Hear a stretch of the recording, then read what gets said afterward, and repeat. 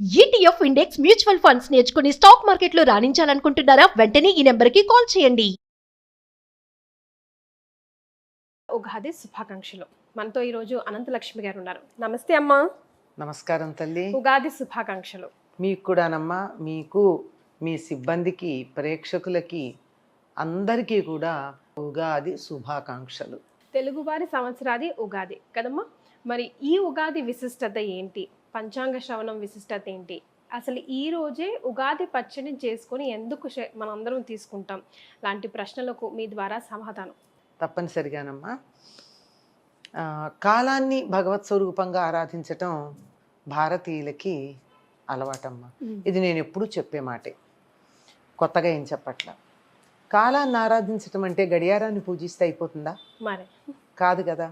అంటే కాలానుగుణంగా మన జీవితాన్ని మలచుకుంటూ, దానికి తగినట్టుగా ఉంటూ, కాలంలో వచ్చే మార్పులను అనుసరించి ప్రకృతితో మనని మనం అనుసంధానం చేసుకుంటూ ఆరోగ్యంగా ఉండడానికి చేసేటటువంటి ప్రయత్నమే కాలాన్ని ఆరాధించటం. దరిదాపుల్లో మన పండగలన్నీ కూడా అదే విధంగా ఉంటాయి. అందులో ఇప్పుడు మనం ఉగాది అని మనం మొదలు పెట్టుకుంటున్నాం. ఉగాది అంటే ఏమిటి అంటే దానికి యుగాది మారి ఉగాది అయింది అంటారు. నిజానికి అట్లా ఏది చాలా తక్కువ. పోనీ యుగాది అనుకున్నా యుగాలు ప్రారంభమైనటువంటి మొదటి రోజు అని అర్థం చెప్పారు. కానీ దానికన్నా ఉగాది అన్నదే సరైన పదం అని చెప్పుకుంటారు. ఉ అంటే నక్షత్రం, గా అంటే గమనం, ఉగా ఆది నక్షత్ర గమనాన్ని లెక్కించటం మొదలుపెట్టినటువంటి సమయం. ఎందుకు అంటే లెక్క కట్టడం మనిషికి బాగా అలవాటు. ప్రతిదాన్ని లెక్కలేస్తాం, లెక్కలేస్తూ సమయాన్ని కూడా పరిగణనలోకి తీసుకుంటూ ఉంటాం. అట్లా ఉన్నప్పుడు కాలాన్ని ఇలా లెక్క కట్టడానికి ఉపయోగించుకున్నటువంటివి ఏదైతే ఏముంది అంటే కాలాన్ని మనం ఎక్కడ లెక్క పెట్టడం మొదలు పెడితే దానికన్నా ముందు ఆగిపోతుంది. వర్తులాకారంలో ఉంటుంది కాలగమనం. ఆదివారంతో వారం మొదలైతే శనివారంతో పూర్తయి మళ్ళీ ఆదివారంతో మొదలు. ఒకవేళ నేను శనివారంతో మొదలు పెడతానన్నారు అనుకోండి, అప్పుడు శుక్రవారం చివర శనివారం మొదలు. ఎక్కడ మొదలు పెట్టినా అంతకుముందు దాంతో పూర్తయి వర్తులాకారంగా వస్తూ ఉంటుంది. అట్లా వచ్చే చోట ఎక్కడి నుంచి మొదలు పెడతాము అంటే మన వాళ్ళు కొంత శాస్త్రీయంగా ఆలోచించారు.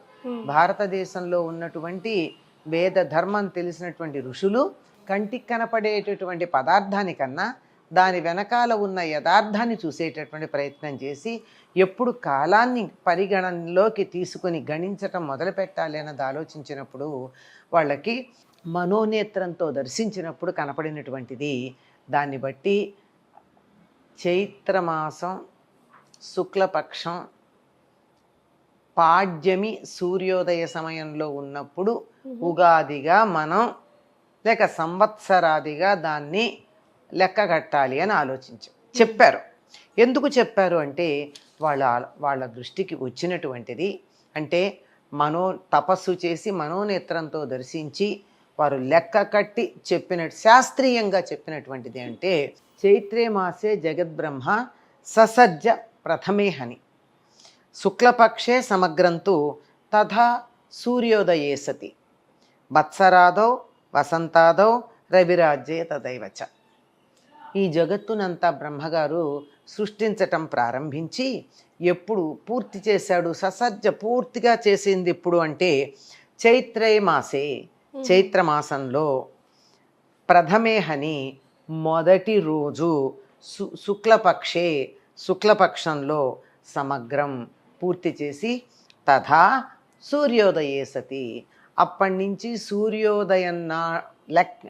సూర్యోదయం నుంచి లెక్కపెట్టి వత్సరాదౌ అన్నాడు. ఇది సంవత్సరానికి మొదలు.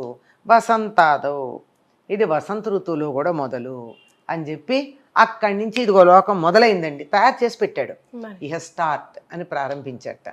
అంటే వసంత ఋతువు, చైత్రమాసం, శుక్లపక్షం, ప్రథమా తిథి అంటే పాడ్యమీ తిథి, సూర్యోదయంలో ఉన్న సమయంలో మొదలు పెట్టమని చెప్పాడు.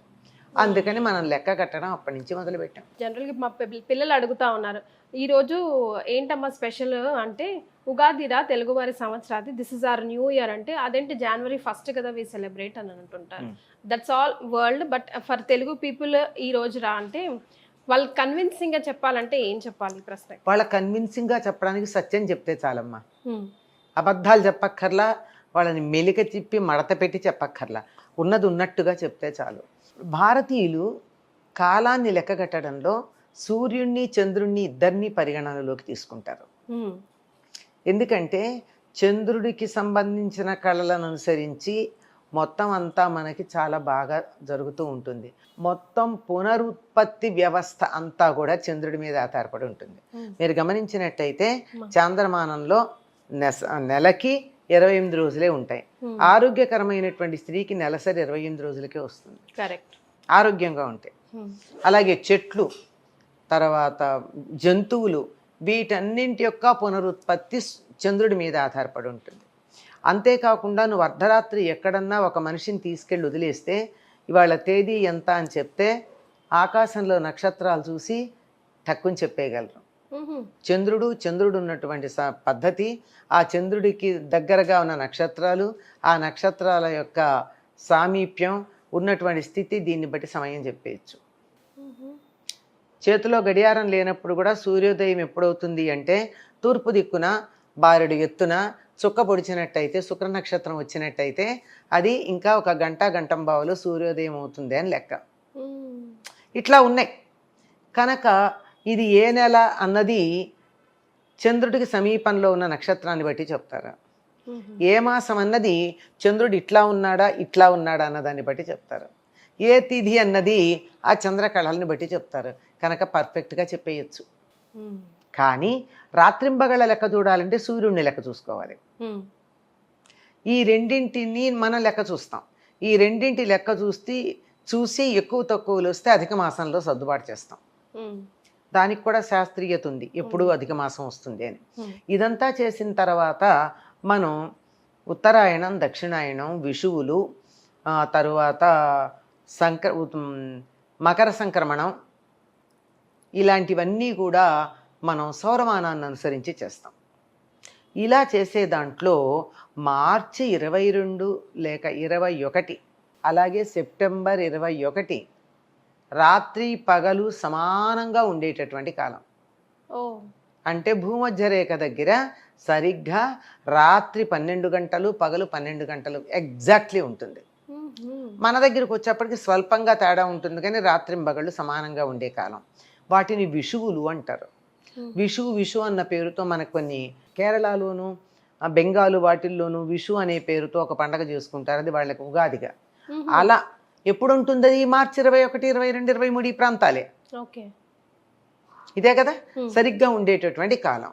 సంవత్సరానికి దరిదాపుల్లో చంద్రమానాన్ని అనుసరించి, సౌరమానాన్ని అనుసరించి 1-2 రోజులు తేడా ఉన్నా దరిదాపుల్లో ఇప్పుడే వస్తుంది. మనకు కూడా 10 రోజులు కావచ్చు తేడా, మళ్ళీ వచ్చే ఏడాది సమానంగా వస్తుంది.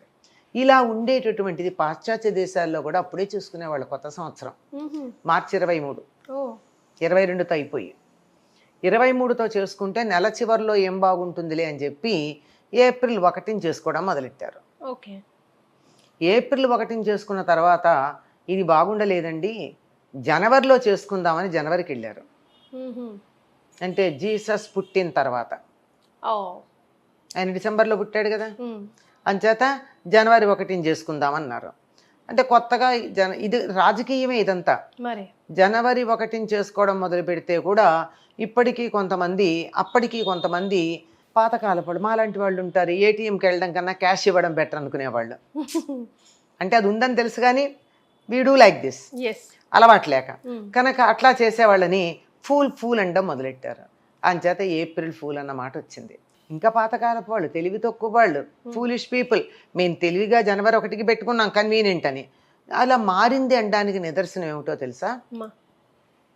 మార్చి మొదలు పెడితే ఏప్రిల్, మే, జూన్ అయిపోతే జూలై, ఆగస్ట్, సెప్టెంబర్ 7వ నెల, అక్టోబర్ 8వ నెల, నవంబర్ 9వ నెల, డిసెంబర్ 10వ నెల. లెక్క పెట్టుకున్నారా? డెసి 10, నవ 9, ఆక్టా 8, సెప్టా 7. మరి ముందువే ఏమైనాయి అంటే రాజుల పేర్లు పెట్టుకున్నారు. జూలియస్, ఆగస్టస్ వీళ్ళ పేర్లు పెట్టుకున్నారు. అంతుందా? ఆ పేర్లు పెట్టేటప్పటికల్లా 5, 6 రాల. ఈ ఏప్రిల్ నుంచి కొంచెం తేడా వచ్చేసింది, వీళ్ళకి ఇక్కడి నుంచే లెక్క వచ్చేసింది కదా, అలా వచ్చేసింది. మరి అందువల్ల ఏం జరిగింది, జూలైలో 31 రోజులు ఉన్నాయి కదా, జూలై ఫుల్ మంత్, ఆగస్టులో 31, రెండు ఎలా వచ్చాయి? సెప్టెంబర్ 30, అక్టోబర్ 31, ఆగస్టు 31, మరి జూలైలో కూడా 30 ఎలా వచ్చాయి? ఎలా వచ్చాయని జూలియస్ సీజర్ తన పేరు మీద నిలబెట్టాక నా నెలలో తక్కువ ఉంటాయా అన్నాడు. అందుకని ఎక్కడి నుంచి తీసుకొచ్చారు? పాపం ఫిబ్రవరి నోరెత్తేది లేదు, మార్చి మొదటి నెల అయింది కదా, అంచేత మార్చిని అనడానికి వీలు లేదు.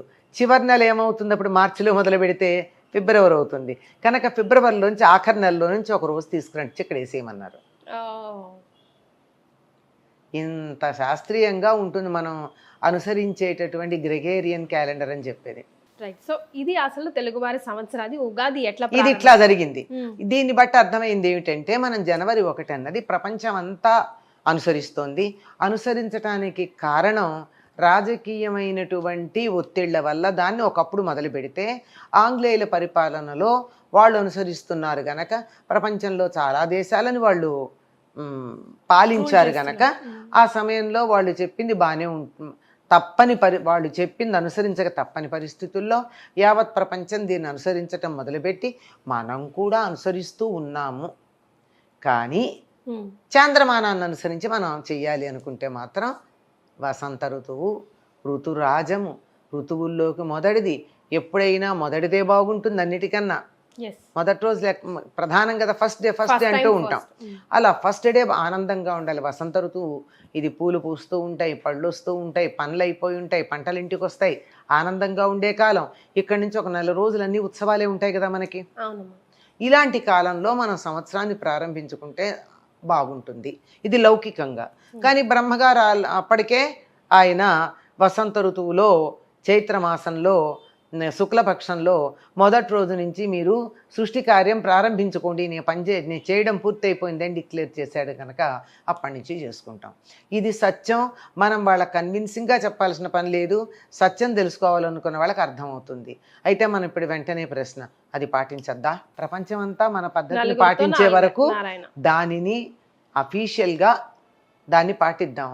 ఇంట్లో పండగలకి పుట్టినరోజులకి చంద్రమానాన్ని పాటిద్దాం. సో ఉగాది రోజే పచ్చడి చేసుకోవడానికి గల కారణం ఏంటమ్మా? మనకి పండగలన్నీ కూడా ప్రకృతితో సంబంధం ఉన్నవని చెప్పుకున్నాం కదా. ఇది వసంత ఋతువులో వచ్చేటటువంటి పండగ. వసంత ఋతువు అనగానే చెట్లు చిగిర్చి పూలు పూస్తూ ఉంటాయి. అన్ని చోట్ల పూల పుప్పొడి ఉంటూ ఉంటుంది. ఈ పుప్పొడి పడని వాళ్ళు చాలామంది ఉంటారు ఆనందంతో పాటుగా. అందుకే ఈ ఋతువులో మీరు గమనించినట్టయితే పిల్లలకి చికెన్ పాక్స్ లాంటివి వస్తూ ఉంటాయి. ఏం లేదు, కాలానుగుణంగా వస్తాయి. పెద్ద మందులు వేయకపోయినా కానీ వేరే రోగాలు లేకపోతే తగ్గిపోతాయి, అట్లా వస్తాయి కనుక అలా వస్తాయి గనక ఈ ఋతువులోనూ సరిగ్గా మళ్ళీ శరదృతువులోనూ కొంచెం ఆరోగ్యపరమైనటువంటి నియమాలు పాటించాలన్నారు. వసంత ఋతువు ఒకటి, శరదృతువు ఒకటి యమదంష్ట్రలుగా చెప్పబడ్డాయి. యముడు కూరలు చక్కగా పెట్టుకుని కరక్కర నవలడానికి సిద్ధంగా ఉంటాడట. ఆ కూరల బారిన పడకుండా ఉండాలంటే మన ఆరోగ్యాన్ని చూసుకోవాలి. ఈ ఆరోగ్యానికి ఈ ఋతువులో వచ్చే రకరకాలైన వ్యాధులు, ఒక సంవత్సరం పాటు మనకి ఎటువంటి అనారోగ్యం కలగకుండా ఉండాలి అంటే ఈ ఉగాది నాడు ఒక నియమం పెట్టి, మామూలుగా ఆరోగ్యం చేయమంటే చేయరు గనక నియమాన్ని అనుసరించి పండగ నియమాల్లో ఇదొకటి కనుక మీరు పాటించి తీరాలి అని చెప్పి ఉగాది పచ్చడి చేసుకోమన్నారు. ఈ ఉగాది పచ్చడిలో వేప పువ్వు వేస్తాం మనం. వేప పువ్వు కన్నా ఆయుర్వేదంలో చెప్పింది ఏమిటంటే నింబ పల్లవ భక్షణం. నింబ పల్లవాలంటే వేప చిగుళ్ళు. ఇవాళ అంటే ఉగాది నుండి మొదలుపెట్టి 15 రోజుల పాటు ఉదయమే ఎర్రగా ఉండే వేప చిగుళ్ళు గనక పరగడుపున తిన్నట్టయితే 1 సంవత్సరం పాటు జలుబు, దగ్గు, జ్వరం రావు. మనం అది పాటించలేం. అందుకని కనీసం వేప పువ్వు కూడా ఎక్కువ చేదేం ఉండదమ్మా, కొంచెం ఒగరొగరుగా ఉంటుంది, కొద్ది చేదు ఉండనట్టు ఉంటుంది. మనం తాగే కూల్ డ్రింక్స్ కన్నా బాగానే ఉంటుంది, కాఫీల కన్నా బాగానే ఉంటుంది. ఆ వేప పువ్వు వేసుకుని దాంతోపాటు మిగిలిన 5 రుచులు కూడా ఇందులో కలుపుతాం. ఇప్పటిదాకా పంటలు వచ్చినా కొత్తవేవి వాడరమ్మా. ఇప్పటిదాకా మామిడికాయ, మామిడి పింద, సరే పండు సంగతి పక్కన పెట్టండి, వాడరు. కొత్త చింతపండు ఇప్పటిదాకా వాడరు. కొత్త బెల్లం అన్నింటినీ ఇప్పుడు మొదలు పెడతారన్నమాట. కొత్త చింతపండు, కొత్త బెల్లం, మామిడి పింద, తొక్కతో ఉండాలి సుమా. మామిడి పిందలు, వేప పువ్వు, కొద్దిగా సైంధవ లవణం, ఇవన్నీ వేసి షడ్రుచులు అందులో ఉన్నాయి. 6 రుచులు ఉన్నాయి. ఈ 6 రుచులు ఆరోగ్యానికి, క్షేమాన్ని కలిగించేటటువంటివి. ఇందులో ఆవు నెయ్యి కూడా వేయమని చెప్తారు ఆరోగ్యానికి. కొంచెం శాస్త్రానికి అది కొంచెం వేయాలి, వేస్తే ఆరోగ్యం. ఆవు నేతితోనే దీన్ని ప్రాసన చేయాలి. ఇలా గనక చేసినట్టయితే ఆరోగ్యంగా ఉంటుంది. ఇక ఇందులో వేసిన మిగిలినవన్నీ కూడా మన ఇష్టానుసారం వేసుకునేది. ఇందులో కారం చెప్పడం మర్చిపోయాం, మిరియాలు, మిరపకాయలు కాదు, మిరియాల పౌడర్. మిరియాలకున్న లక్షణం ఏమిటంటే మన శరీరంలో వేడి ఉంటే చలవ చేస్తాయి, మన శరీరంలో చలవ ఉంటే వేడి చేస్తాయి, టెంపరేచర్ మెయింటైన్ చేస్తాయి. కనుక మిరియాలు, ఉప్పు, కారానికి మిరియాలు, ఉప్పుకి సైంధవ లవణం, తర్వాత పులుపుకి చింతపండు, చేదుకి మామిడి తురుము కాదమ్మా, మామిడికాయ తొక్కతో ఉన్న ముక్కలు. ఇది వగరుకి సంకేతం, పులుపుకి కాదు. తొక్క ఉండాలి. మామిడికాయ వల్ల వచ్చే అనారోగ్యం ఏదైనా ఉంటే అది మామిడి కాయ యొక్క తొక్క వల్ల పోతాయి. అందుకే ఆవకాయ ఆరోగ్యం అని చెప్పేది. తొక్కతో చేస్తాంగా. నిమ్మకాయకైనా అంతే, తొక్క తీసుకున్నట్టయితే ఎసిడిటీ లాంటిది రాదు, తొక్కతో తీసుకోవాలి. అందుకే ఊరగాయలన్నీ తొక్కతో చేస్తాం.